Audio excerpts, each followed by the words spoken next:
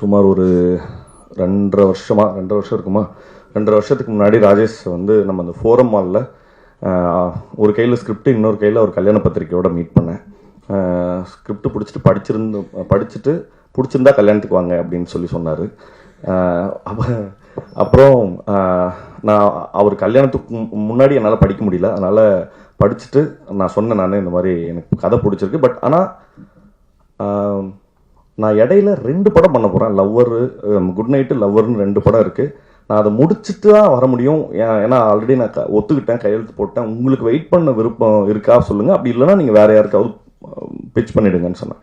But ஆனால் அவர் வந்து ரொம்ப பிடிவாதமாக, இல்லை நீங்கள் பண்ணுங்கள், நான் வெயிட் பண்ணுறேன் அப்படின்னு சொன்னார். ஸோ அந்த பிடிவாதத்தை வந்து முதல்ல டைரக்டராக அவருக்கு இருக்கலாம், பட் ஆனால் ப்ரொடியூசராக வந்து வினோத் சாருக்கும் இருந்தது தான் பெரிய ஆச்சரியம்.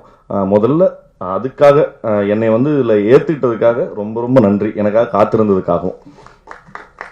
செகண்ட் பாயிண்ட் வந்து, நான் இந்த ஸ்கிரிப்டை எழுதியிருந்த விதம் வந்து, பொதுவாக ஒரு காமெடி படம்னாக்கா லைக் வலிந்து எதையாவது சொல்லி நம்ம சிரிக்க வச்சிடலாம் அப்படிங்கிற போக்கில் இருந்து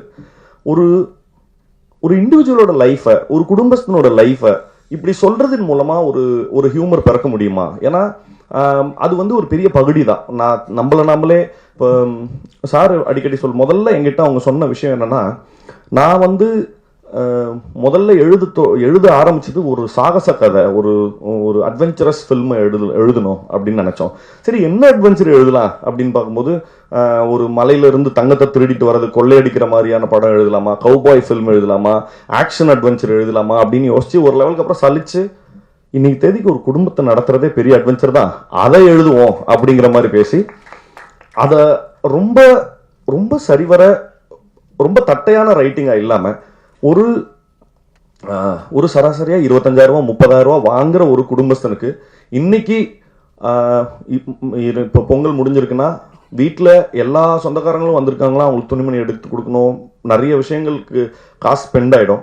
அடுத்த இந்த 15 நாள் என்ன பண்றதுன்ற ஒருத்தன் திண்ணையில உட்கார்ந்து இருக்கிற ஒரு மனநிலைமையை ரொம்ப தத்ரூபமா எடுத்து காமிக்கணுங்கிறதுக்காக எழுதப்பட்டது. பட் அந்த உணர்வு வந்து எனக்கு பயங்கரமா, ரொம்ப எப்படின்னா, படிக்கும்போது எப்படி இருந்ததோ அன்னைக்கு செட்டில் போயிட்டு மற்ற நடிகர்கள் அதே மாதிரி அந்த செட்டில் இருந்த சமயத்தில், இந்த சுச்சுவேஷனை நீ ஃபேஸ் பண்ணுனா என்னால் ரொம்ப ஈஸியாக, ரொம்ப ரொம்ப பதட்டத்தோட அவங்களோட மனநிலைமையை உணர முடிஞ்சுது. நிச்சயமாக பார்க்குற ஆடியன்ஸ் எல்லாருக்குமே அதே அவங்களுடைய நிலைமையை பார்த்து அவங்களே சிரிச்சுக்கிறதுக்கும் நிறைய சமயங்களில் கண் கலங்கிறதுக்கும் இந்த படம் வந்து நிச்சயமாக உங்களுக்கு அதுக்கான வாய்ப்பை ஏற்படுத்தி கொடுக்கும் அப்படிங்கிறது என்னோட நம்பிக்கை. இந்த படத்தில் ஒர்க் பண்ண முதல்ல நடிகர்கள்ட்ட இருந்து ஆரம்பிச்சிடறேன். சோமுனா வந்து நான் வந்து சோமுனாவோட பெரிய ஃபேனு. நான் அவர்கிட்ட சொன்னேன், நான் இந்த பருத்தி வீரனில் கஞ்சா கருப்பு சொல்லுவார், இனி யாரும் என்னை அழிக்க முடியாது, என்னைய நானே அழிச்சுக்கிட்டாத்தான் உண்டு அப்படிம்பாரு. அந்த மாதிரி வர வெள்ளிக்கிழமை குடும்பஸ்தனும் வருது, அவருக்கு கிளாஸாக அவரே வந்து பாட்டில் ராதாவே இறக்குறாரு. அதனால வாழ்த்துக்கள்னா, டபுள் தமாக்கா வெள்ளிக்கிழமை இன்னைக்கு. இன்னொரு முக்கியமான விஷயம் சொல்லணும்னா, நான் பாட்டில் ராதான்ற படத்தையும் பார்த்துட்டேன். நான் ஒரு படம் பார்த்து எமோஷ்னலாக அழுதுங்கிறது ரொம்ப ரேரான ஒரு சம்பவம்.